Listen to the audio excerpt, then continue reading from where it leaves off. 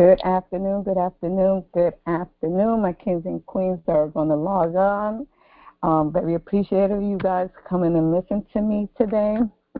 I got inspired this week by a young lady. Confidentiality, no names, but my topic would be recovering from rape and sexual trauma. This young lady has touched my heart in so many ways. And praying for her every single day for her recovery, because we do recover. So on tonight, I'm always blessed with a poem. Tonight's subject is kind of, I hope everybody will be able to withstand it, because when we talk about rape and sexual trauma, sometimes it's hard. It sets off triggers for people. But here we go. Rape. Respect yourself and respect all mankind. Respect the law. Respect the rules. Respect life. Let us live in peace with each other, males and females. My fellow man, wake up. Why rape this young lady? A 10-year-old girl was raped, and now she's pregnant. Accept the truth, accept the righteous moral, learn the righteousness. Rape is an evil act, helping Satan to win. My men, my fellow men, why rape the girls among us? Why rape the women among us? Why can't females live in peace among the males? Present your work, and I will teach you your wisdom, men of the world. Go to the forest and learn from the animals. Rape is very evil to the core. Exploring life and learning always, we need to take care of the females among us. Oh, men, why rape this girl? A 10-year-old girl was raped, and now she's pregnant. This is sad. The person that I'm mentoring, she's not 10, but she has went through a lot of trauma. And, me being also a victim through domestic violence, and sometimes they say, can your husband rape you? Of course. Yes, he can. If you don't consent, it is considered rape. Absolutely. If it's not consensual. And how can we recover from rape and sexual trauma? It's a long process. It's not an easy process, because not everyone can recuperate from that. I'm a prime example that when it was done to me, I had nightmares. I had a problem with people touching me, even if it was on the shoulder, even hugging me, and it wasn't even their fault. They just did not know what I was going through. But like I said, not through counseling, anything. I gave my life to God, and I said, you handle me the best way you can. You make me strong. You make me deal with this and make me understand. And through the process, I knew that I wasn't the problem. It was him. But to hear a young lady that I've been mentoring and speaking to almost 2 hours, almost every day, trying to cope with this, with alcohol, anxiety, all that you can imagine, it's very heart-wrenching, and trying to convince her to get the help that she so necessarily needs. But rape is trauma. It's something physical. And like I said, sometimes you don't get up from that and just say, okay, it happened, I can move forward. No, there's a lot of humiliation and shame that comes with it. So when sexual violence is shocking, common in our society, nearly 1 to 5 women in the U.S. are raped or sexually assaulted at some point in their lives, often by someone they know and trust. Sexual assault is not limited to just women. You have many men, boys, transgender people that suffer from rape and sexual trauma every single year. And those 1 out of 5 women, I have to say, is not raped within a minute. It's a second of a fraction worldwide, statewide, citywide, and that's absolutely, alarming. Regardless of the age, gender, orientation, the impact of sexual assault goes far beyond physical injuries. The trauma of being raped and sexual assaulting can be shattering, leaving you feeling scared, ashamed, alone, nightmares, flashbacks, unpleasant memories. The world doesn't feel like a safe place to you anymore. You no longer trust others. So that's why I said it comes with a lot of stuff. Many questions go through your head, judgmental, your self-worth, even your sanity. You know, like I said, the young lady I have, she drinks in the morning, all through the evening, all through the afternoon. She asks me why. Why would this stranger do this to me? I'm not a bad person. I don't think I'm a bad person. And to hear her say that it's awful. I had to tell her a little bit of my story so she can understand, because she saw me Saturday. She actually participated at an event the best she could. And when I told her what I went through, she was like, wow, you don't look like what you went through. You look absolutely beautiful. You really went through that? I said, yeah. And I was just like you. I didn't want nobody touching me. I didn't want nobody hugging me. I cried all the time. I almost cling to alcohol. I almost cling to pills to numb what was going on, to shut down the nightmares, the sleepless nights, the waking up screaming, and the individual was not there no more. So it took a lot of me, and, you know, to get where I'm at, because it's a process. And I tell her it's not, you know, it's not unusual to blame yourself. I've actually told her, I said, listen, sometimes I've said, you know, he did it because he wanted to do it, or just did it for the heck of it, and, you know, and I just took it because he was my husband. There was nothing at that moment I can do to fight him back. So you do blame yourself. And I told her, but it's not your fault. It's the individual. So blaming yourself for what happened, or believe that you were dirty, damaged goods, relationships feel dangerous to you, intimacy is impossible. And on top of that, like many rape survivors, you may struggle with PTSD, anxiety and depression, which that's what she's going through now. And those combinations with alcohol is not good. Absolutely, it's not good. This is my 12th case that I took on that's very heart-wrenching for me. And no matter what I say and try to say and convince her to get help, she doesn't trust anyone. And I have to understand that it's going to take a process for me to get through to her that there is help. I did tell her I went through many, you know, a whole year of trying to redefine myself. And I went through that and I overcame it, and so can she.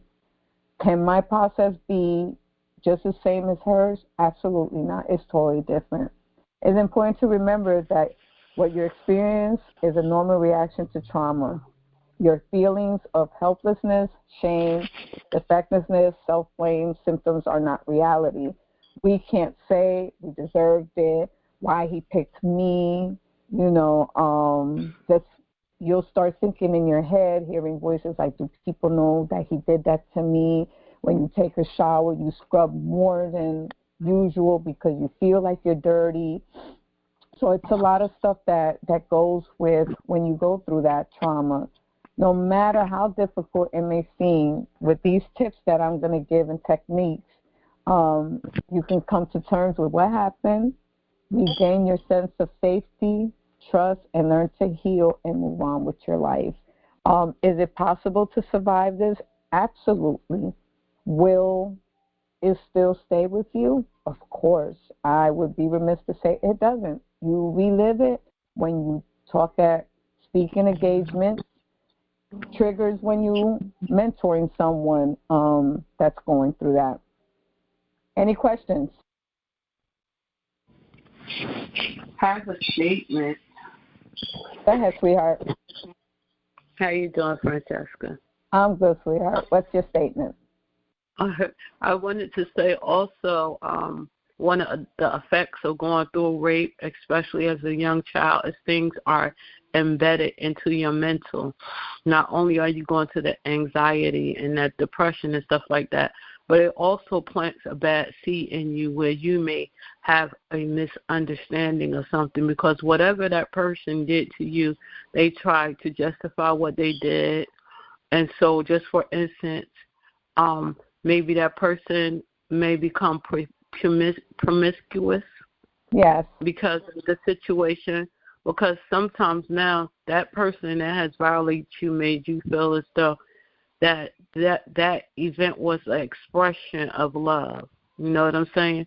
So this is just one way of saying that this is how other things are embedded in you besides even what you name. So there could be so much more that can be embedded because it is because of the act of rape. I can personally tell you that I've been there and done that before. I had to deal with my thoughts about the situation and what happened to me and wrap my head around it and figure out. But the most important thing is that you decide that you're going to be victorious and not a victim. You know what I'm saying? And turn whatever happened to you, whatever the thing is that happened to you, make it turn around for your good. Because being as though you've been through this situation, you're able to take your situation and help into each other's. So everything that happened to us, we can take that and we can build on that and make that to be make a better future for ourselves and other people, that we won't be torn apart. Because some people take these times when they learn about these different things. I've seen one leader take this information about one of his people and tear them down and decide whether or not somebody is good enough, because now in their eyes you're dirty and you're tainted. You know what I'm saying?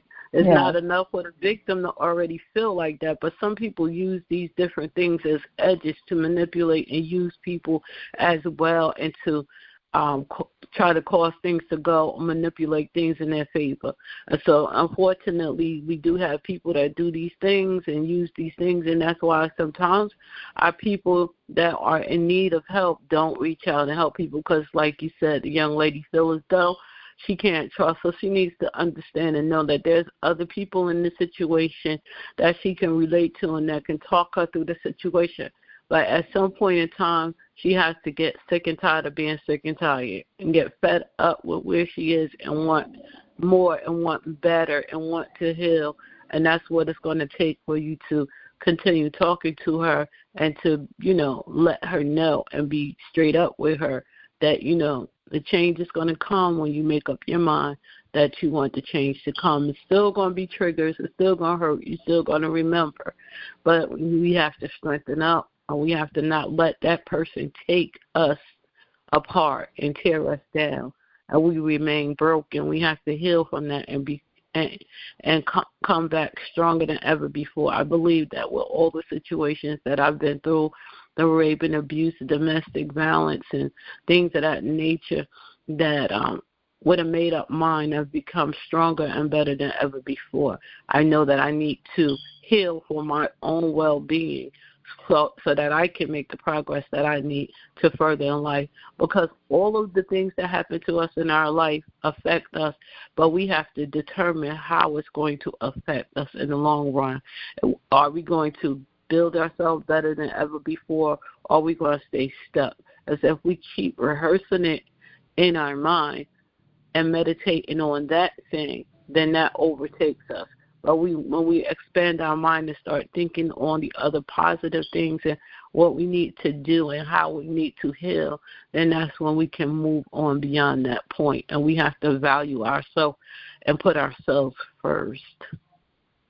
Absolutely, Deborah, and I want to thank you so much for your statement, because you mentioned something at the beginning of the statement, which is absolutely true, especially when it's, an adult and young.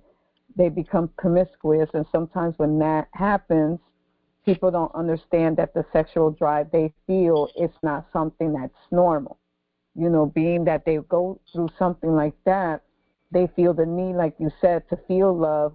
They'll have multiple different partners because they don't feel that self-worth. They they feel that that's love of what happened to them, when it really in reality is not. It's something, like you just said, something traumatic. And for them to understand the difference, it takes a lot of counseling, because when you're promiscuous, you got to start thinking, when you're sleeping with all these individuals, you don't know who you're sleeping with and who you catch a certain disease. And then when the finale hits you, that you caught an STD, chlamydia, or the whole 9 yards, then you'll be like, oh, wow, how did this happen? Because they don't think about that in the moment where they're sleeping with different people, because they're looking for love. Because when that happened to them, they don't identify the word damage. They don't identify that situation that happened to them, or even try to understand as to why. They start with the self-esteem, like, I'm going to sleep with this one, that one, that one. It makes me feel good. That happened to me. I don't care no more. So it becomes a survival mode for them, which is not a good thing. I've seen a couple of cases like that, where some of them turned very tragic. When you catch certain disease, you don't become pregnant at a prolonged. Someone's waving their hand up. Go ahead. You have a statement or a question? Hi, Francesca. It's Ivadine. Hi, everyone. How are you? How you doing, sweetheart? I am good. So there's an interesting twist to the feelings after sexual abuse. Okay. I was listening to my now brother from another mother, father, and aunt, Terrence Howard, and I strongly advise everyone to look him up and listen to him. He's amazing. But he was raped as a child. He was raped by the babysitter, which was a young woman. She was white. And he said people always wonder why he always dates white women. He said because that was his first encounter with female attraction. That was his first encounter. So the lasting thoughts behind and after that sexual encounter could range from A to Z. It could be someone who realizes, 1, hurt people hurt. 2, this person, maybe in the end, they realize that this person had an illness, so they come to an understanding. But I would say the first position is hard because sometimes you don't know. As the adult in that young person's life, or even in an adult's life, if they keep it to themselves, then you're not able to have a above board conversation about the incident. And so it becomes a hide and seek, just like domestic violence. It becomes a hide and seek. If I don't tell, then nobody will know. But how you're processing all of that information, it's all about who you are. You don't want to be a victim. You don't want to be a victim. As you say, you want to be a victor. But you need to understand, I'm a why person. And so when people can come to that table with the answer to the why, because that's usually the question in people's minds whenever they are attacked. I'm going to say attacked on many different occasions, right? Okay. Many different instances. Their question is why? Why me? Why me? Why? Even if they're only asking it to themselves. But again, depending on how much they know about life and the things that can happen, when they answer themselves, it may not be as accurate and as full as it needs to be. With Terrence Howard, he kept it to himself. He was, I think, 14. Then he said he realized, that's why he's a brother from another mother and father, he realized if she's doing this to me, who else is she doing it to? And that's when he told his mother. He told his mother told her brother, his uncle. He said his uncle befriended this young lady. and then took her to Vegas and became her pimp. Oh, wow. Now, when he said it, it was like almost like a karma just due. But what do you think about just quickly? What do you think about that turn that he befriended her and then took her to Vegas and became her pimp? What do you think about that? He basically, you say he befriended her and then became his pimp. He used her, I would say, like her vulnerability, her friendship, and then not only and turned her out. So you know what I thought about it immediately when I heard him? She's a nymphomaniac. Oh, wow. The reason for abusing, it was abused because he was a minor, right? But if you're an adult dealing with an adult, people say promiscuity. Listen, if sex is one of those things that move and groove me, as long as I'm doing it safely, just like people go and buy packs of cigarettes for $20 in a pack. What is that? You know what I'm saying? You're a smoker. Okay, you're a sexer. Promiscuity, the labels that are put on people tend to damage them when they overhear someone who have labeled them. But immediately when he said that, just because my antennas are long, the first thing I thought about, if that's what she loves to do, let's go make it work. Because, see, for me, I always feel, and I felt this way since I was a kid, that prostitution should not be illegal. I could not understand why that was illegal. Morals, well, that's between you, God, the Bible, and church. But that separation between church and state, if this is that thing I like to do, why not do it safely? Why not do it? There's no one who goes to work and not use a part of their body to get their job done. No one goes to work and not use a part of their body to get their job done. But I go back to Terrence Howard and people who rape. It is not always their intention to hurt. There are medications that stimulate sexual appetite, especially mental meds. There's a lot of mental medications out there that are causing these quote-unquote attacks by quote-unquote homeless people. The medication is driving their sex drive up to the nth degree. And if they're out there moving around and doing the things that they're doing and not having, there's a whole dynamic to that person. Let's just say that homeless person, or even a person who's not homeless, who may be in a home going to work, but on medication, and you don't really know what's going on in their minds. But this is what I suggest, because I always believe in solution, and I'll end here. We should start having the public conversation, because we don't know who we're talking to. Start having the public conversation about being sexually abused, being abused. Because really, as children, many of us explored each other, our cousins, our brothers, our sisters, ourselves. We've done it as children because that's the way the body is designed.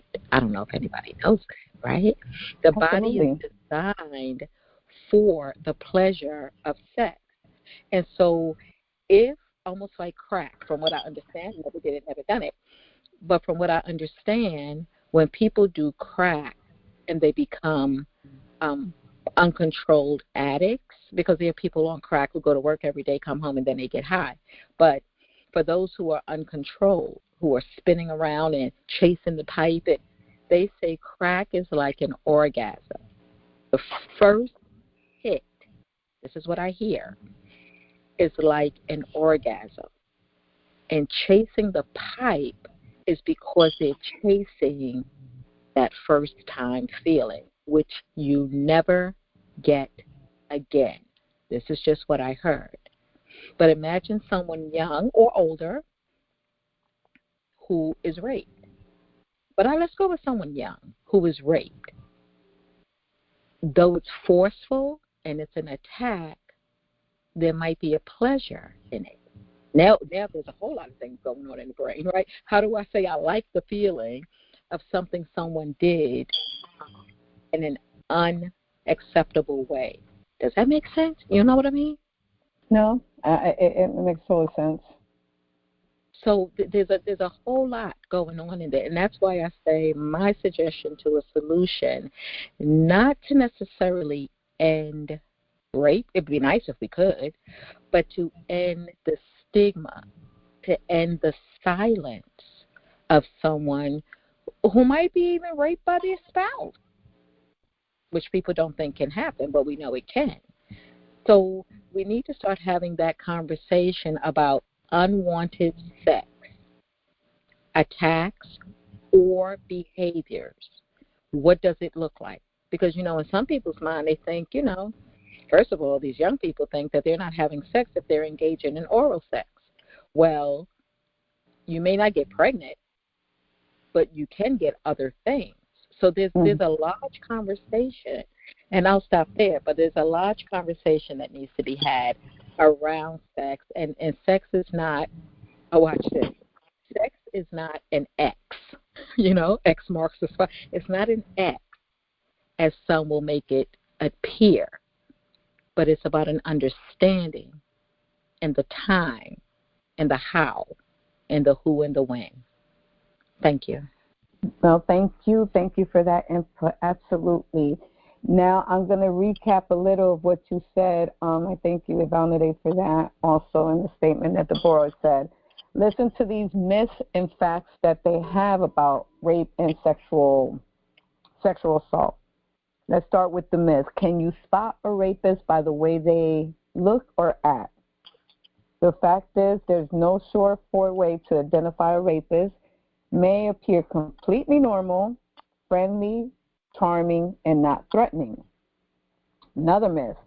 If you didn't fight back, you must have thought it was that bad.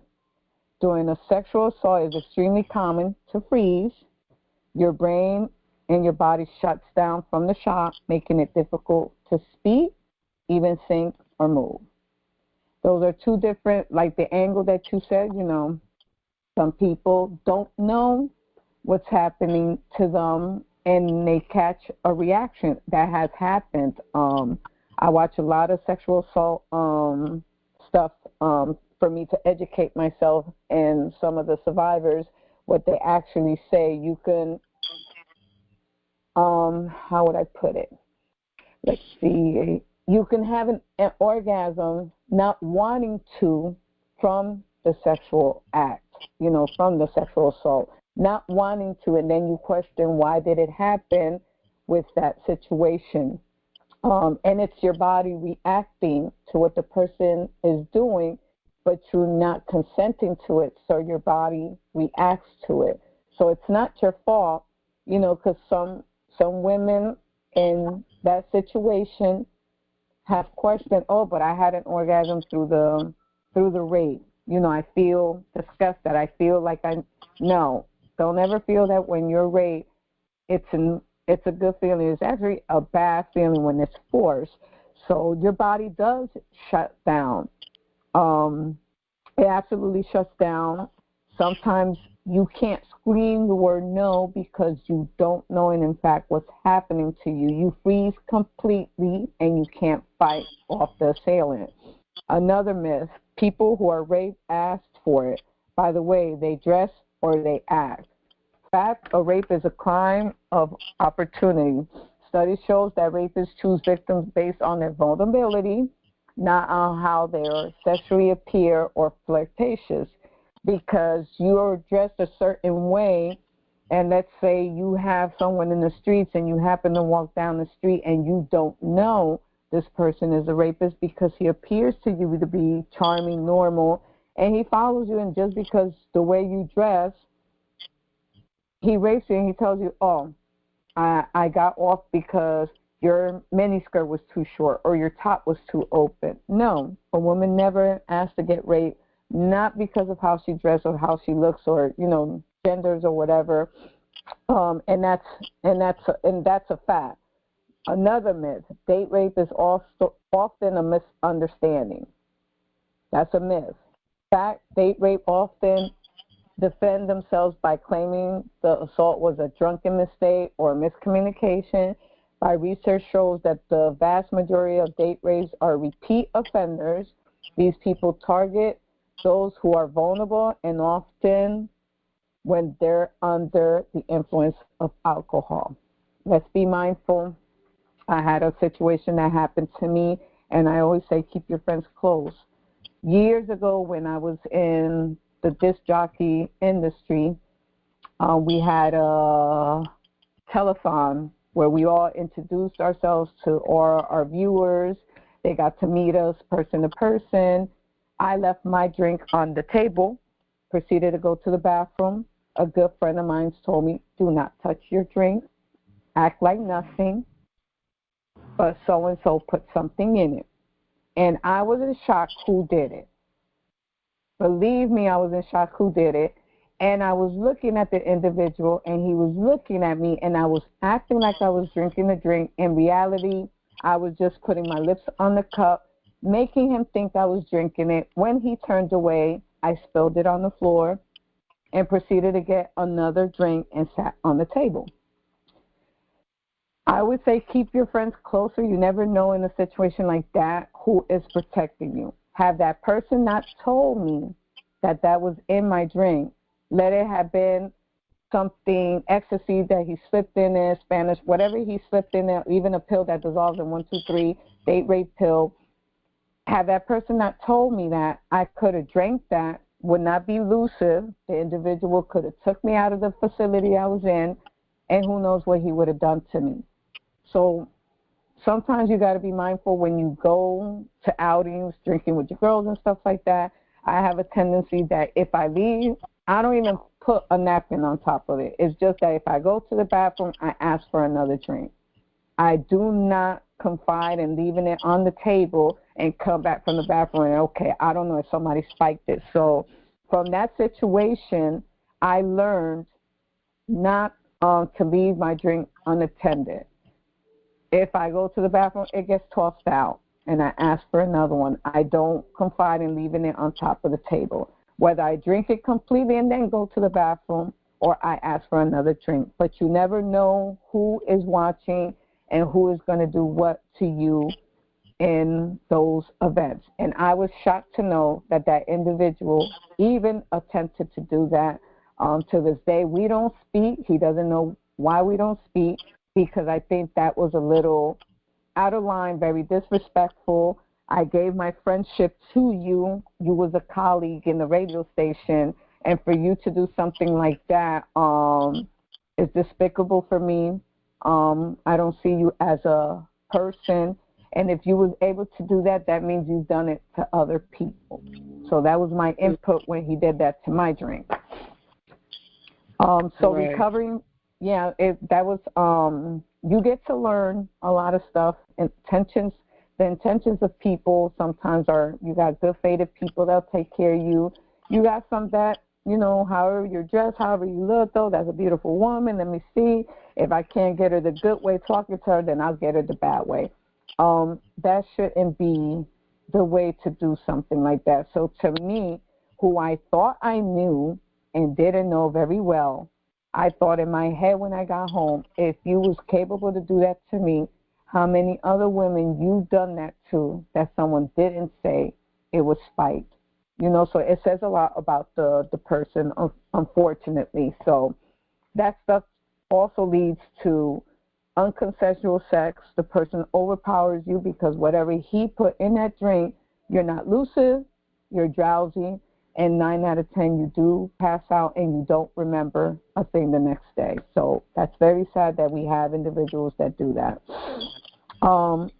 It's not rape if you have... Huh? Can I go back to something? No, go ahead, sweetheart. Go ahead. You got the floor. All right. I just want to say, okay, the situation, the scenario that was brought up by Vardanesh, I wanted to say that I think that was disgusting, manipulative, and sometimes, and that's my opinion, everybody have their opinions. Now, I say that because now what we have is now we know that if the young lady was raping people, most likely she wasn't raping people because this is, oh, I just love sex. It's a possibility that she was raping people because she was raped. You know what I'm saying? She, like you said, hurt people. So that is a possibility. You know what I'm saying? We never know what was embedded in her mind from the situations that she went through that make her feel like, you know, what happens is we pass that behavior on sometimes. If we don't get any correction and we don't know any better, if nobody is mentoring us and talking to us. So it's a very strong possibility that had already happened to her maybe several times, or she saw this behavior with somebody else, and so she's copying the behavior and feels as though it's acceptable. And so now she's accepted this into her head. Now somebody else that's finding out that mentally you're not stable and not mature, that you've been through something, or they figuring it as an angle as to how they can benefit from this angle, and also probably trying to break even a little bit because of what you done to harm, you know, the nephew or whatever. Now you use this as the opportunity to help somebody. You can't really say that person, because they were doing something, that they just love sex and they want to keep having sex. Sometimes it's not that. So that's not always the case. People that been in this situation becoming promiscuous, experience something mentally, not knowing how to deal with it, and then they talking to somebody older that's an adult that's learned how to navigate, how to work and manipulate it. I had a friend that because he was so he was an older guy, because he was such an attractive man and so intelligent, he manipulated a lot of women and caused them to do a lot of different things. So he played on them and got them to do a lot, even sleeping with other guys. You know what I'm saying? Oh my because now they understand that you have a weakness.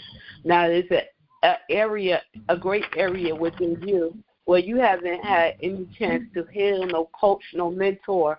So now how can you tell a damaged person that they just love what they're doing? We don't know that. And they're indulging in behavior that's learned, just like they learned they ABCs, and now that's how they read every day. It's just like common sense is acquired. It's something that's fed to them, and they accept it and they deal with it. So people play on people and where they are to take advantage of the situation and get whatever they want to get out of it. And one of the situations, he said, sleep with my brother. I want my brother to learn about sex, to one of the young ladies. You know, you got him doing all kind of things. And then when he finally got it back, he didn't know how to understand it. It's bigger than just getting an STD out here. You messing up somebody's mind. It's bigger than them enjoying the feeling, because just like you said, our bodies are rigged for emotions. When you touch this, when the doctor hits you on the knee with that thing, your knee jumps. Okay? So you entering, you have the intercourse, it's going to touch you in different places and trigger things that it was supposed to trigger when you have sex. But sex never was intended for us to be raped. You know what I'm saying? To experience by way of rape, I don't believe. Now, even though a person may have medications and different things like that, because even when you drink a drink, it may stimulate you and make you feel like you want to have sex. Or you eat your seafood, people want to say, oh, that gets me aroused. We have different reasons why our bodies will respond to different things. But when we get those feelings or whatever, we have to be adult and responsible as how we move forward with that. That's just not a way or excuse for us to do what we want to do to somebody else, whether it be a child or an adult, or a woman or a male. It doesn't even matter. But what I'm saying is that people are using these type of situations to manipulate people, to make them feel bad, or even make them feel like you can trust me. You know what? I understand it. This is how you can deal with that. We can do this and we can do that. So people are using these different things in ugly ways when they're getting your information and you're not at that place that you have somebody to counsel you and talk to you. Because sometimes with these situations, situations, people don't have people to tap on them to talk to them. And like you said, they feeling dirty, they feeling guilty. You never know what that person that raped them, what they said and what they did. And now they're trying to find a way to deal with these things by themselves. And it's really not really a good thing necessarily. And you never know who.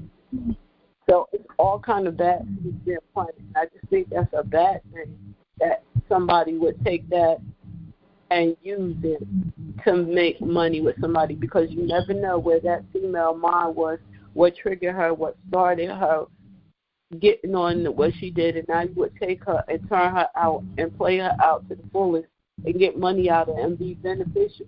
How does that heal your nephew? Absolutely. I agree with your I agree fully with your, with your statement. It's unfortunate that that stuff does, happen. And not only does it happen in rape, it happens in child abuse. They get lost. And they're also turned out when they're abused. And it's unfortunate. I've seen a little of this, a little of that. And they don't get the help, and it goes further. It goes further than that, because not only did they take advantage of the situation and they turn her out, then she doesn't, how would I say, as frequent as it keeps happening, she starts looking for stuff to be immune to it. That's where the drugs or the alcohol starts, because the individual not just has one or two partners. When you're turned out, you sometimes have 6, 10, 15, you lose count, and the pimp will be like, listen, I'll give you something that'll ease it, and you won't feel absolutely a thing, and then she won't know how many partners she has. So it's just very sad to see stuff like that, but it does happen, in real life. I had someone that went through child abuse, and the child abuse got further where, I'm not going to say she got promiscuous. She started doing it to other people. Then it started with, well, I'm going to do this and that. And then she started raping people because she figured, because that was her way of numbing, I got hurt, I'm going to hurt you. But the person, like you said, you're hurting, never went through that. But because you need to heal in some form of way and hurt somebody for you to be able to deal with, that's how they do it. Is it the correct way? Absolutely not. But to make that person understand that situation, it's very, very hard.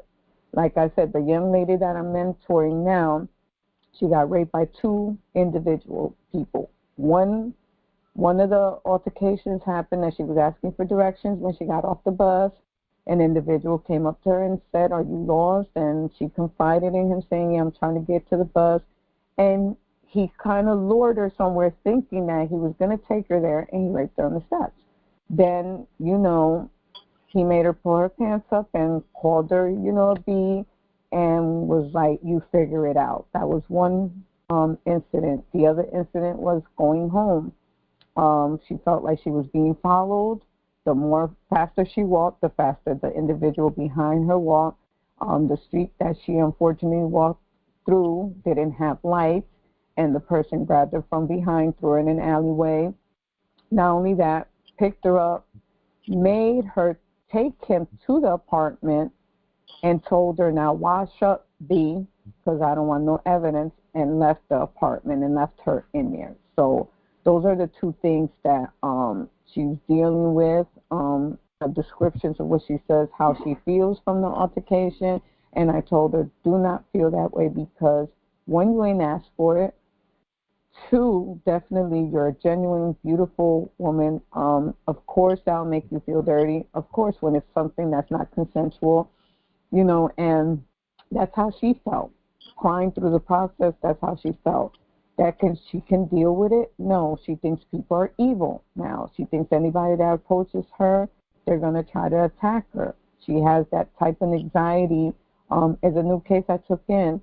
And she has the anxiety that wherever she walks, she's mindful of her surroundings. She doesn't walk alone now. But if she's alone, she figures, I'm going to get attacked. She starts running quickly to go home. She starts having these, voices in her head, telling her, you're dirty, you're this, you're that, you deserved it.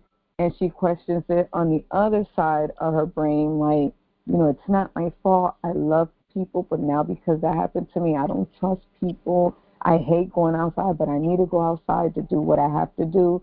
So when you have someone like that, it's very hard to make them understand that not everybody is bad. Now, because of what happens to her, she don't trust.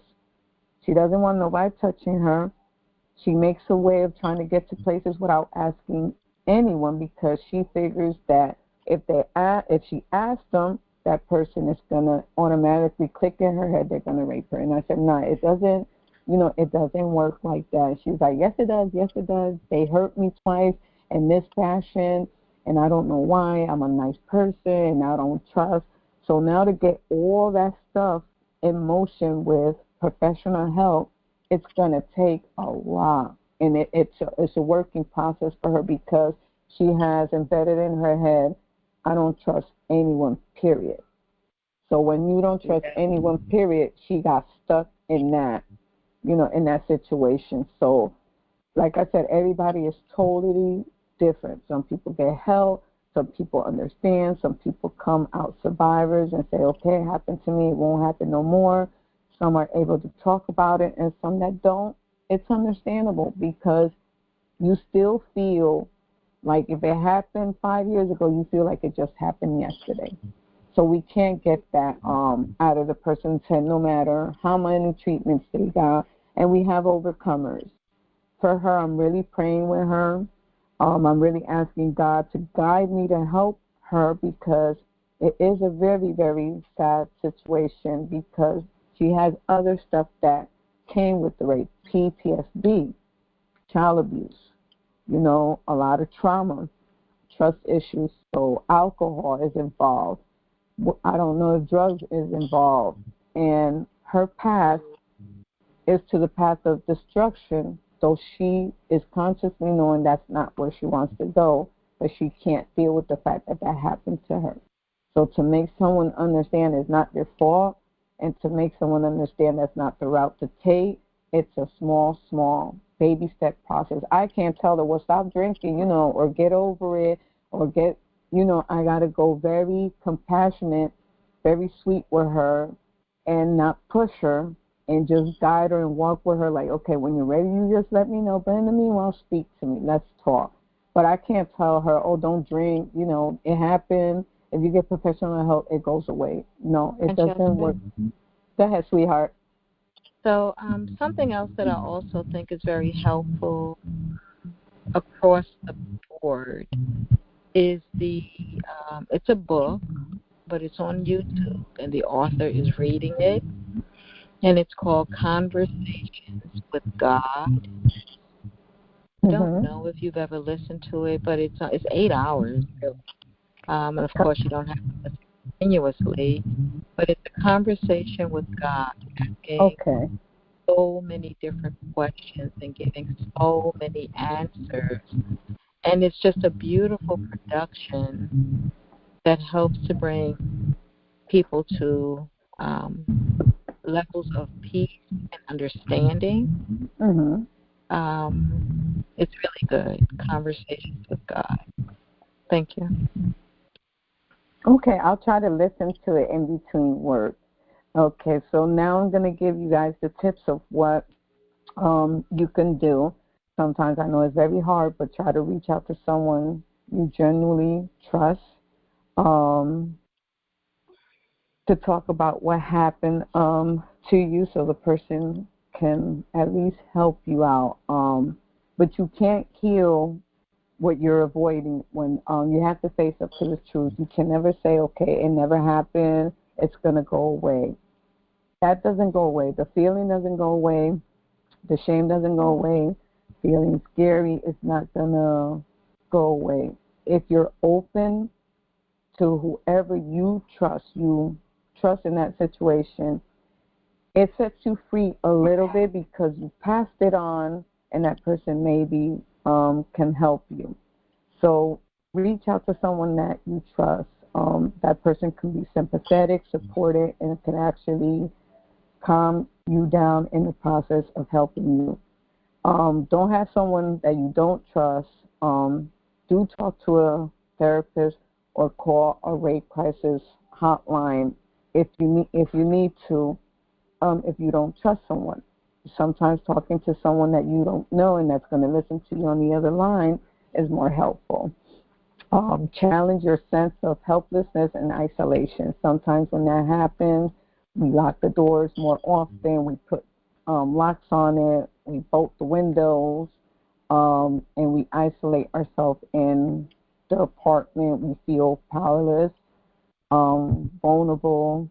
But it's important to remind yourself that you have the strength to cope with it if you come to terms with it. I know it's hard to say coping with it because not everybody can cope with it, because you'll have the outlash of it ain't happened to you, it happened to me, I don't feel safe. So one of the primary things that happen to the person is that they isolate themselves from the public, from family, from friends, and they just feel helpless.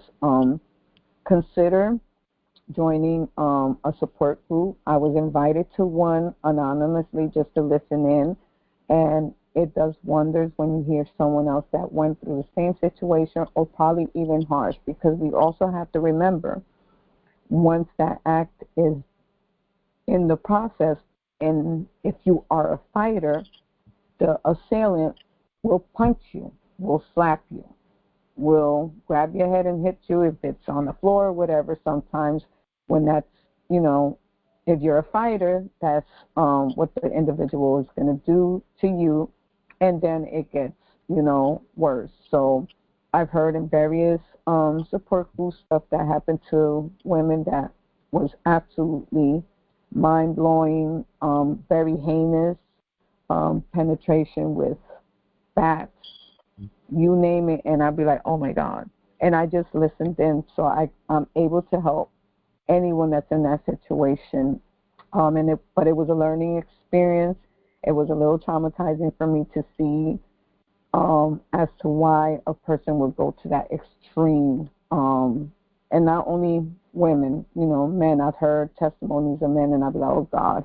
But sometimes, in life you got to go through things sometimes to educate somebody, and you go through that process.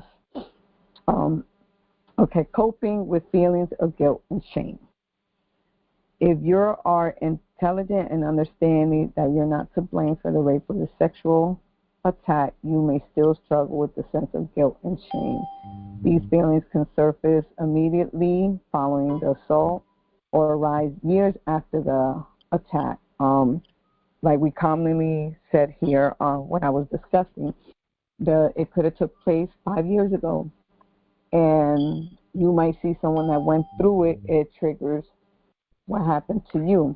Yeah, this is Brian. Good evening, everyone. Good evening, Francesca. Hello, everybody. Hi. Please excuse me for cutting in, but I am mobile. All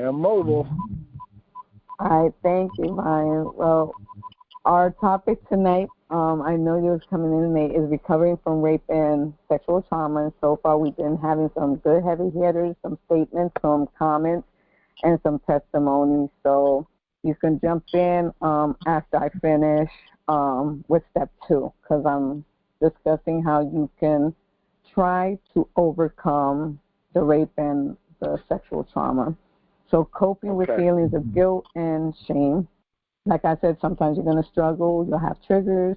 If it happened 5 years ago and it happened to a good friend of yours, it's going to trigger your situation. And then you wouldn't know how to handle it and help that person. Or you yourself try to see how you can still tap into and be like, okay, it was 5 years ago. I'm doing good now. There's no reason for me to feel shame. That happened to her. Maybe I can make her understand what I went through so I can help her along the way. So that's like kind of like self-help for you and for the person that's going through what happened to them. You didn't stop the assault from happening. Listen, we got to understand that sometimes when that situation happens, the person, we don't know if he's bulky, he's strong, he overpowers us. How can you fight off a rapist? It's sometimes nearly impossible. They can be holding a knife to you. They can be holding a gun to you, or even in the mix of stuff, because they might be stronger than you, they can tie you up. There's no way in those situations, those three that I said, that you are able to stop an assault from happening. 9 out of 10, somebody escapes. Amen. If that happens, absolutely good. After the fact, it's easy to second guess what you did or didn't do after the fact. But when you're in the midst of an assault, your brain and your body is in shock. You can't think clearly. Many people say they feel frozen. Don't judge yourself for this natural reaction to trauma, and that's what Ivane and Deborah were talking about. You can't judge someone because of that, because your body acts in different motions. It freezes, and if it freezes, 9 out of 10, you might compute what he's doing to you, but we have this out-of-body experience where you know that's happening to you, but you block it out and you think of something else while the act is over, and that's it, and you figure the individual left, then you come back and you know that was done to you. Trust someone you shouldn't have. Sometimes that's a little difficult because, like I said in the beginning, the person might look normal, charming, not threatening, friendly. It's hard to detect if he's a rapist. So one of the most difficult things to deal with following an assault by someone, is the violation of trust. Like I said, with the young lady I'm mentoring, it's natural to start questioning yourself and wondering if you missed warning signs. We can't start saying, like, okay, I should have seen the signs. He looked a little weird. If we look at each other, I can be a child abuser. I can be the sweetest person in the world, but behind the scenes, I can be a child abuser. And then you'll probably see me in the news and be like, I know that lady. I didn't know she did that. She looks so sweet. Sometimes we never know who is who. So we can't think in our heads we missed the warning signs. That's, to me, there's no way of telling who's who. As a domestic violence survivor, I didn't think my husband was going to be violent to me. And he looked at absolutely normal. So just remember that your attacker is the only one to blame. That's the only one at fault. Don't beat yourself up assuming that your attacker was a decent human being. Your attacker is one of the ones you should feel. The attacker is one of the ones should feel guilty and ashamed, not you. You were drunk or not cautious enough. Okay, we drink, that still don't give the right anyone to precede us and attack us. Just be mindful. In this part, I'm going to say be mindful of your surroundings. I already told you guys a testimony of what almost happened to me with a drink, and thank God it didn't go any further. So you did not ask for it or deserve it, or ask yourself, why me? Why somebody else? Assign responsibility that belongs totally on the rapist. Totally is the attacker. It's never us. We're not the problem. We're probably at the wrong place at the wrong time. We're walking by someone, and he could have been a serious rapist. We don't know. There was one in New York that I was following this week. They're still looking for him. Unfortunately, he's still, not captured. And he was picking randomly into young, middle, and even the seniors. You got to be really sick in the head to rape a senior. So step 3, prepare for flashbacks and upsetting memories. That absolutely is unavoidable because we have the power of the mind. We don't erase when someone says something to us or do something to us. Sometimes I say a slap will go a long way, but words carry weight. I'd rather have you slap me than tell me this, and every day I'm be wondering, thinking about that you said that to me. A slap in that moment goes away. That warming feeling, it might not bruise my face, but words always carry weight. So be very mindful when you're dealing with somebody that has the flashbacks and upsetting memories. I told you guys when I speak at speaking engagements, sometimes when I'm speaking, I take a little 2-day relaxation. I have triggers. I start thinking. I have to invoke the individual to tell my testimony. And it drains me. It takes a lot out of me. And people think I admire who's standing up there that's willing to say their testimony. But at the same time, have you asked a speaker how they feel after they leave the event? How do they go home? Are they fine? Are they able to sleep? Are we able to take, that downtime? Sometimes you have to wonder. I've spoken in speaking engagements where I've spoken to ladies that they said. Are you there? Who's that? Can you hear me? Yes, I can hear you. I couldn't hear you for a moment. Are you still there? Okay, can you hear me now? Yes, now I can hear you. Okay. So be very mindful of the flashbacks, and I say this not only in rape, sexual assault. I say this in we have people, that are recovering from addiction, alcohol, child abuse, you name it. We all get flashbacks. That's something that we can't avoid. That we're crazy? No. When you go through something stressful, your body temporarily goes fight or flight mode. When the threat has passed, your body calms down. A traumatic experience such as rape can cause your nervous system to become stuck in a state of a high alert. When I say that is that sometimes you're not going to trust your surroundings. You're not going to trust when you're going somewhere because you're going to be like, is this person like this or this person? You start stigmatizing the person in the area that you are, and you say to yourself, can you trust this person? I'm going to stay neutral, I stay quiet. So be very mindful. It is classified as post-traumatic stress disorder, PTSD, that can last much longer. To reduce the stress of flashbacks and memory, try to anticipate preparing for triggers. Common triggers are included in anniversary dates, when the situation happened, and that's something we can't dismiss. I got to throw up there. I lost my husband in 2016, October the 20th. We got married June the 13th.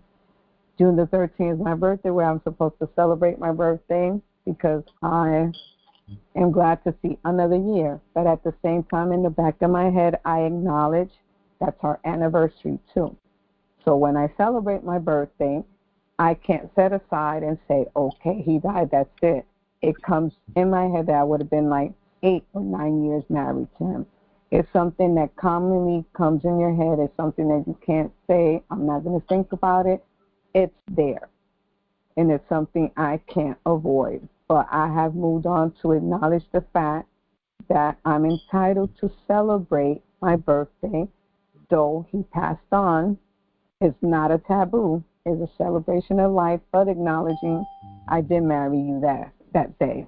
So I'm a firm believer that triggers and flashbacks and upsetting memories do come back. It's how you deal with it. Anyone has anything to say before I proceed and move on to step 4? I got a question. I got a question for you or anyone that's possibly been through such traumatic event. What would you say is a good practice to try to move your life forward? Okay. Anyone who wants to answer that one, or I'll go for it. All right. Can you hear me? Yes. Right. So what I think is good practice is some of the things she already named. But one of the things you have to realize that you have value, great value, that you're very important, that you were great. There's greatness in you. So I would think that person will have to look at themselves in the mirror and just have positive affirmations about themselves. That they reach out to someone that they can counsel and talk to, that they make a decision within themselves to not let themselves stay where they are, to pick themselves up, whatever that means, that they need to do counseling, because you tend to, like, one thing I find that is a part of this is isolation. She talked about isolation already. So people tend to isolate. So when you isolate yourself, it brings you from the environment of healing. You know what I'm saying? If you're not doing anything productive in that isolation. So I think that they need to realign themselves with people that can help them, people that can speak to them, help them through the process, read positive things, do things that make them happy and reflect on themselves, do things to build themselves up, because this puts you at a very damaged state. You have very little value. So like that person devalues you, and you trying to figure out what it is that you did wrong, you know, and they let you feel like you're nothing, you're nobody, you're trash, you're this, you're that. So much negativity. But now it's for that person to learn how to bring themselves into positivity. Like I said, the affirmations, the going back to what they believe in, their religious beliefs.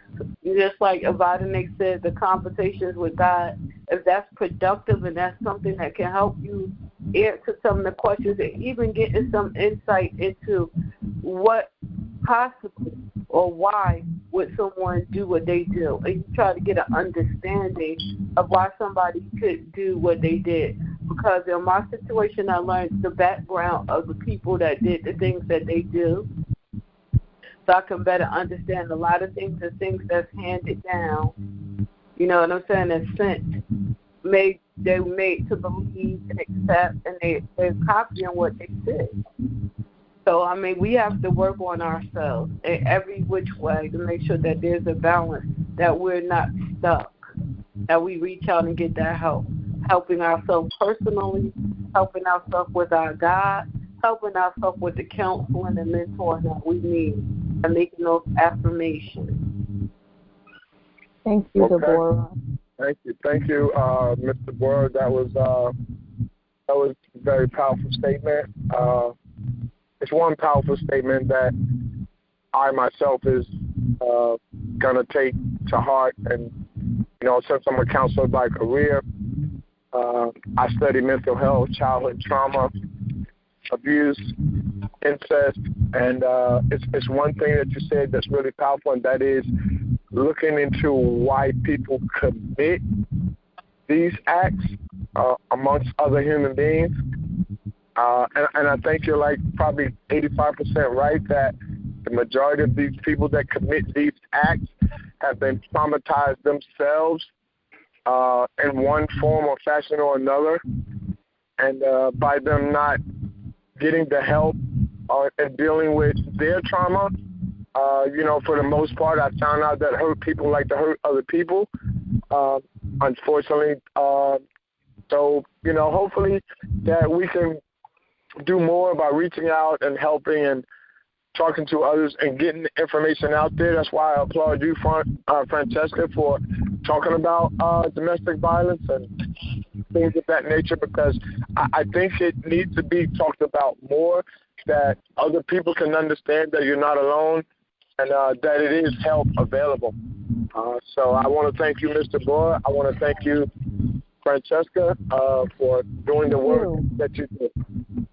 Thank you so much. much. I just want to say this.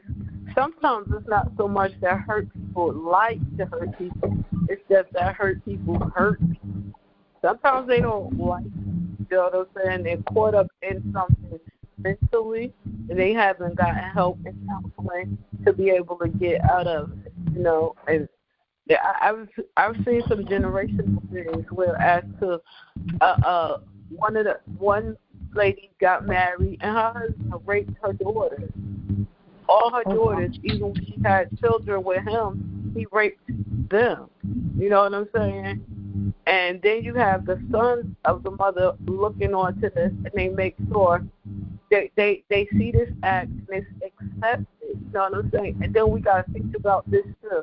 When we were looking at a lot of what was going on in slavery time, and the master was able to sleep with whoever he want, abuse him, and do whatever he want, male or female, and it was just accepted. You understand what I'm saying? And people adapted to whatever things were done, you know, and they accepted. So then even our men took on the same process, and they feel like any female, you could sleep with any one of them, whether they're your child or a child or anybody else. You know what I'm saying? They have the right as a male or a female. She has the right because of who she is. You know what I'm saying? To do this thing just because she wants to. So people are doing some things because they want to, and they've been doing some things because they were taught, and they have accepted it, and they feel like the people that taught them these things, that they were, you know, they were right because they taught it to them from a tender age. Deborah, I'm going to jump in and take on your what you just said about the father and the daughters. There was, you know, we have tough fathers, and there was this, based on a true story, this was a couple of years ago, the father would bring prostitutes to the son. At a later age, the son was not able to function in a relationship because the father would be there and would be like, you're doing it wrong, this is the way. And it was prostitutes. So it was I wouldn't call it swinging, it was switching because he was showing his son how it was supposed to be done. Later on, in teenager age, he got traumatized and he started forcibly having sex with women. Which I would say it was raping them because he got a satisfaction from it, but traumatized by the fact that the father always kept telling him, you're not doing it right, this is the way, you're not a man. And he grew up thinking in his head that he wasn't a man. You know, he humiliated him. And at the age of 10, his first, you know, sexual encounter was with a prostitute brought by the dad. So as later age, as he started growing up, he felt like he wasn't man enough to be in a relationship. So he turned into a rapist / abuser where he would beat the women that he was raping, and he got off that. He got satisfaction off of that than trying to go into a regular relationship, which he didn't function with the woman. And he started putting two and two together and said, consensual is not working for me. Force it is, and force he was able to reach, you know, an orgasm. You know, we're all adults here. He was able to reach an orgasm through a rape and beating the woman to where he tried to do a regular relationship and it wasn't functioning and he wasn't able to function. So at the end of the day, the dad damaged him, you know, to a point that that's the avenue he took. Of course, he went to jail for a lot of years because it was not just one. It was various women that he became a serious raper at a very young age. And this was due to the father, how would I say, making him feel less than a man. He wasn't, you know, macho like his dad. So it's unfortunate that his childhood was like that. And when he got in his teenager years, he was not able to function physically normally like he should.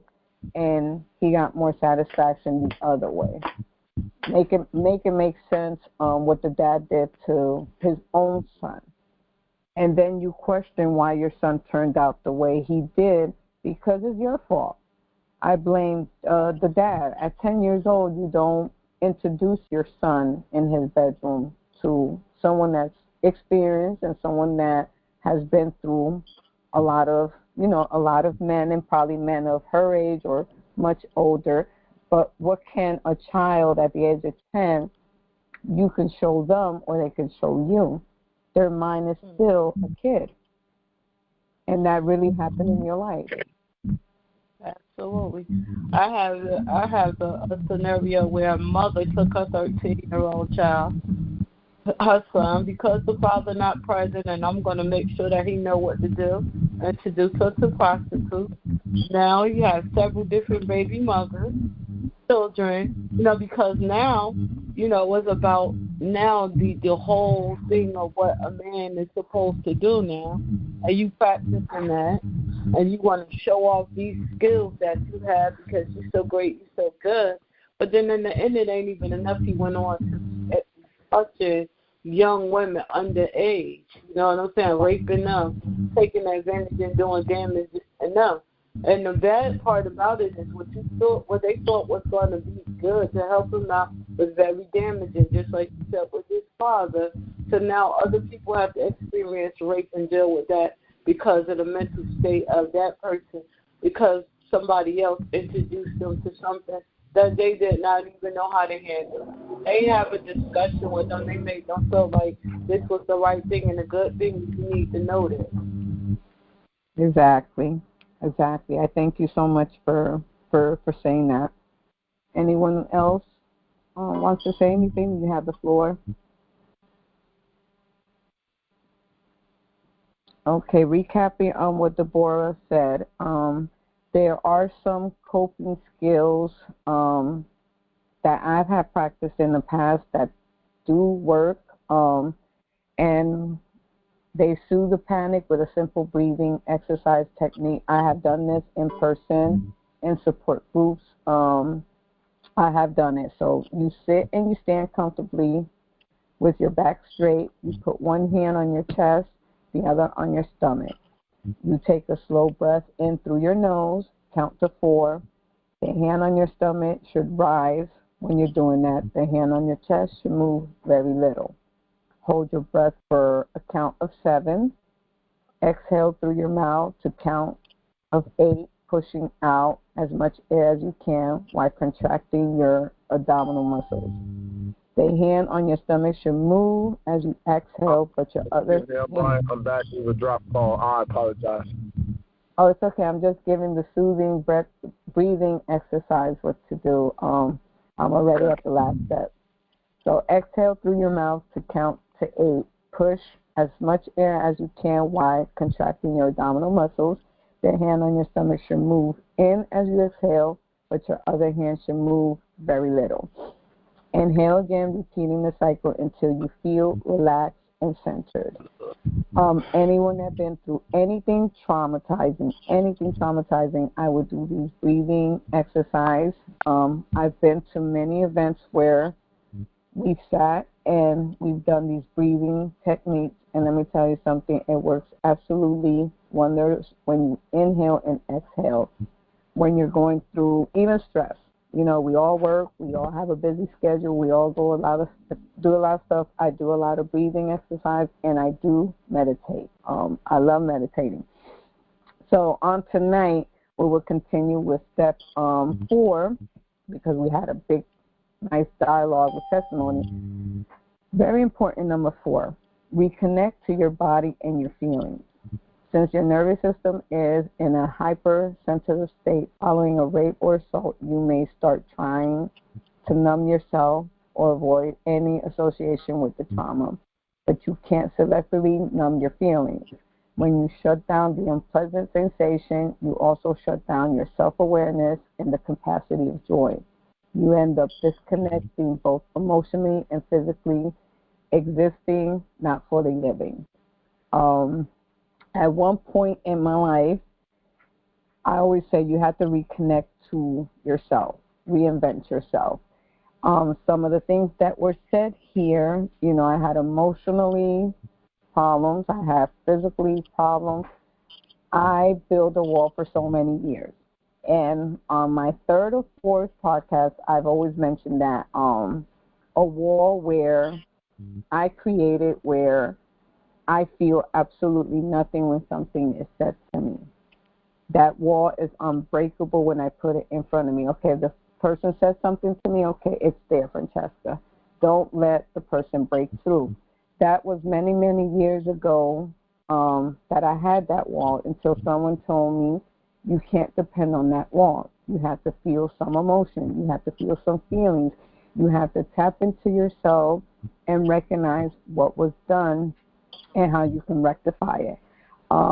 Slowly but surely, I've been knocking down that wall bit by bit. Everybody that knows me, I'm a very sweet, nice person, giving person, helping person. It took a lot for me to break that wall bit by bit, because it was bit by bit. It wasn't like I'm going to break it down completely. I had trust issues in the past. I still have them. It's something normal because we're human. But sometimes you do shut down. You physically shut the world. When I say when you shut the world, sometimes you feel like you need to get away from people or situations and say, mostly what I do is take vacations to slow down, calm down, and it helps a lot when I see another city in another state. And I take into the nature, I take into the food, I take into the lovely lady that's always traveling with me, Jeanette. I take into that senior that travels with me, and she's just so patient. She showed me a lot of patience in eating my food. Sometimes I would like swallow it if I was at an event. She's like, no, Francesca, you got to try to eat. We're on vacation. There's no phone. There's no this. There's no that. You can relax. When I'm on vacation, I walk down the street. I'm not walking fast. I walk at a small pace, taking into anything that's in my surroundings. So it's very important when you reconnect with yourself and your feelings. We're entitled to be angry. We're entitled to cry. Crying is not a weakness. It's never a weakness. Sometimes you got to release stress, release stuff that's just bothering you from the inside. It doesn't make you weak. I just got to let you know that it doesn't make you weak. So your body does shut down. Not on a traumatic situation, in all types of situations. Feeling separated from your body and surroundings makes you feel like you're watching yourself or the situation rather than participating in it. I never denied the fact what happened to me. I embraced everything that happened to me, and I accepted it. I moved on. I forgave, but I don't forget. But forgiving it was bricks that were taken off my shoulders. When we admit to something, let it be AA, let it be addiction, let it be rape, child abuse, when you stand up and you acknowledge the fact that happened to you, you're in the healing process. And that's a wonderful feeling when you're in the healing process. Having trouble concentrating, remembering things, it can happen a lot depending how traumatic certain things happen. I carry a calendar on my phone. Sometimes I have so much stuff going on that I used to remember before, and now I have to have a calendar to remind me of, you got this event, you got this meeting, that's not because I'm stupid, that's not because I can't remember. Is that if you have so much going on, you just don't want to forget anything that you're doing. So I thank God to Judy, who signed me up to that calendar, and it always reminds me when I have something that I have to do, whether it be with my children or my grandbabies. I put it in that calendar with the time, the date, and when I'm supposed to do this. So it's not that I'm going dementia or Alzheimer's, but we depend sometimes on a calendar. Using stimulants, risky activities, or physical pain to feel alive counteracts the empty feeling inside. I think it was last year I took on a young lady that was cutting. I was asking her why she does that, and she says it makes me feel good when I cut myself. I don't feel the pain, but it takes away the pain that I was feeling for whatever happened to her, whether it was molestation or whatever. That case was kind of old. It was last year. But she was cutting herself in her arms, her legs, anywhere, and I told her how dangerous that is. You cut a vein and that's it. So that was her way of stimulating her pain and not feeling it. A cutter does not feel when they're cutting themselves. They just feel the sensation that they're doing it, and they get satisfaction from it. Just in case, because I've spoken to a cutter. Compulsively using drugs and alcohol. That's not called reconnecting or bottling out feelings. I always say that alcohol is not going to help you. The very next day, you have a hangover or you're throwing up, but then you remember whatever the situation was, it's still there. Like I said, our mind is very powerful and we don't forget. Drinking will not put away that problem. If you had that argument, you had that altercation, you had a problem at work, you went through any traumatic situation, you're going to remember the next day after that hangover. I emphasize really, really to go to support groups, They go by one name. They don't have to know your address or your last name. Nothing, personal. Just basically speak what happened to you, and from other people you learn when you're hearing that your situation, the next person might have it worse. That can help you heal. That can help you with the healing process. And like I said, what works for one doesn't work for the other. Stay connected to yourself, to someone you trust. Don't isolate yourself. If it's necessary to see a psychiatrist or a counselor, go as many times as you need to go so you can start going and engaging with your friends again and your family. Don't isolate yourself. That's horrible. Always have a support system. Participate in social activities. Reconnect with old friends. Make new friends. Step 6, nourish yourself. Know that you're in a healing process, and it's a process. It's going to be ongoing, and it doesn't happen overnight. Always remember that the memories and the flashbacks will always be there. This can make life seem difficult, but it's not. If you want to go through the healing process, I always say no pain, no gain, but you do get through it. I'm living proof. The boy was living proof. I have several kings and kings that are living proof on my podcast that they did turn their life around, and they're doing amazing things and helping others in the process. Take time to reset, restore your body balance. Very important. Take breaks as often as you need. If you're feeling tired, if you feel you're losing yourself, don't get into too many activities and don't get overwhelmed. Don't, work. Don't let it be compulsive. Try to relax. We need it. We're entitled to it. There's a lot of stuff coming out now, meditation, yoga, a lot of different things that you can Google and see, and you are able to, tap into that situation. Be smart about medium consumption. Sometimes social media will show rapid videos. If you went through certain traumas, don't look at it. I think last week or the week before, me and Miles were talking. There was a movie I saw, Time to Kill, with Samuel Jackson, where his daughter was raped. She was very young, give or take 7 or 8 years old. I didn't think, because of the title, and watching the movie, his daughter was going to be raped by 3 men. That kind of triggered and traumatized me, and I stopped the movie when that action was happening. It took me 2 years to watch the final ending to see what was going to happen to these individuals, and they got what they deserve. So just putting it out there.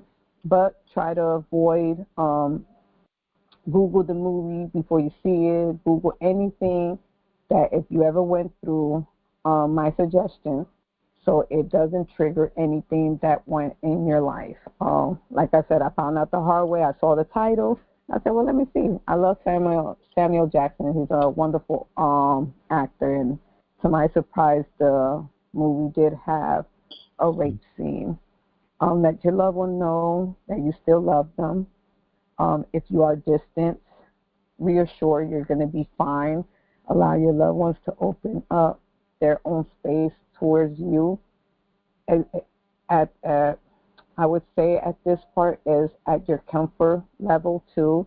Encourage your loved one to seek help that's going through that situation. Show empathy and caution about that physical situation. Foremost, take care of yourself. And last but not least, be very patient. Don't think that you're going to heal from whatever you're going through. We have a lot of people going through a lot of situations. It's not just rape, sexual assault. We have people going through PTSD. We have people going through bipolar disorder. We got people going through a lot of mental illness. We got a lot of people recovering from drug addiction. We have people from alcohol, pill popping, you name it. It's all out there. We don't know what someone is absolutely going through. But at the end of the day, when you decide to heal and take that step to move forward, always take care of yourself and find time for yourself. And no matter how long it takes, know that the healing process takes its toll. I can fully say that I thank God for the wisdom, the knowledge He's given me, the strength He's given me, that I'm able now to talk and not feel numb, not feel that numb in my throat no more. I can stand there positive and say, listen, this happened to me, and I'm here to help, and let's just go with it. It hasn't damaged me or affected me at all. I'm not going to say I'm perfect, but at the end of the day, I have my technical skills that I do when something triggers. And that's a normal thing to happen. You know, that's going to happen because, like I said, our mind is something powerful. We can't erase, but we can heal. We can forgive, but at the same time, we cannot forget what happened. It's there. It either scars you or it helps you. Anyone has anything to say before I close out?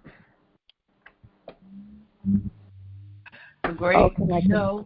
Great information.